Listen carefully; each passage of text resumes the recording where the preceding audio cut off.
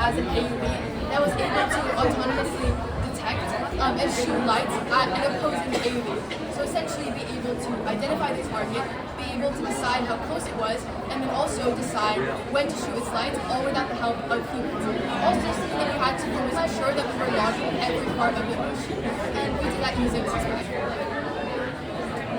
So the first thing that my team did when we were introduced to the challenge was plan out our strategy.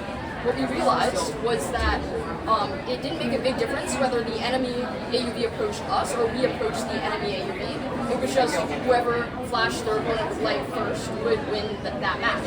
So we decided to stick to a primarily defensive strategy where we were constantly keeping track of the enemy AUV and waiting for it to come to us before we flashed our lights when they were moving higher radius. We also wanted to implement like an offensive strategy later on in the match in case the other team had a defensive strategy. We didn't want to risk time with that. So our code is broken up into nodes, and each node is basically an individual code file that contains something called publishers and subscribers. So publishers will send messages to a specific topic, and then subscribers will subscribe to that topic to receive those messages.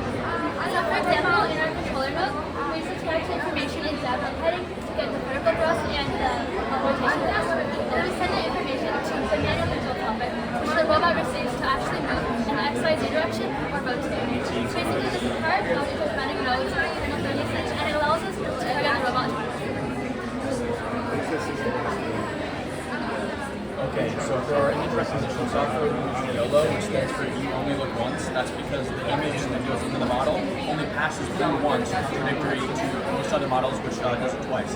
That's great for efficiency when you're operating on something like an archive underwater, which is a very adverse environment. You want to your computational power. So it identifies what and where the object is, details or features like shape or color, and then it draws a bounding box around it. So it's trained on data that already has the bounding box data around it. So that it can detect new data that hasn't seen before and draw bounding box.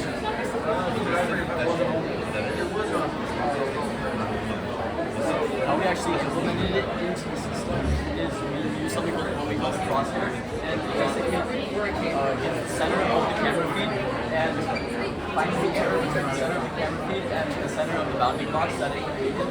So and that gives us the error to the target. So they just talked about object detection, and although that's really helpful for detecting the AUV when it's really far away on a long distance like a pool, usually when the AUVs are very close, such as within 2 meters, we use something called label tags. Label tags are basically like QR codes for robots. And so there's these black and white square markers that you see right here, and the camera can detect them and compute distance and rotation. Specifically in our code, the camera would feed into the live stream, and it would give data to the detection node. The detection node would then undistort every frame, and then we would be able to compute the distance of the input time. Something else that we included was that if there was a low confidence detection, we would throw that reading away so that the AUV wouldn't react to lights. And so essentially, if there was a reliable reading, then we would compute how far that was, and if it was within 1 meter, then we would shoot all lights. So something else that we implemented in a lot of our nodes is PID. A PID is a feedback control that runs repeatedly to kind of bring the current value of a variable closer to its target value. So PID stands for proportional, interval, and derivative. So it has proportional, interval, and derivative points. And all of those are combined to form an output that threats. So we use PID controllers for our depth. Basically intaking our current depth and where we want it to be, and then running that through our PID loop to output the thruster values for our vertical thrust. And we do the same thing for our head containment, the YOLO inputs, and outputting rotation.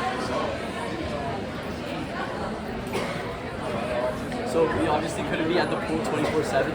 So in order to test our code, we used 2 different simulator softwares. The first one was a fast, a very simple one. It's called Q-Ground Control, and what it only gives us a 2D view of the robot. So in order to get like, a more in-depth view of what it's doing in 3D, you guys use something called Gazebo.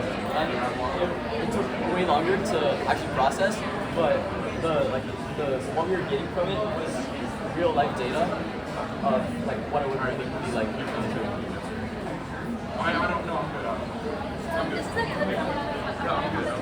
This is a good so as you can see, we're putting that kind of robot within our field of view, and then as soon as we're within a shooting range, we lunge forward.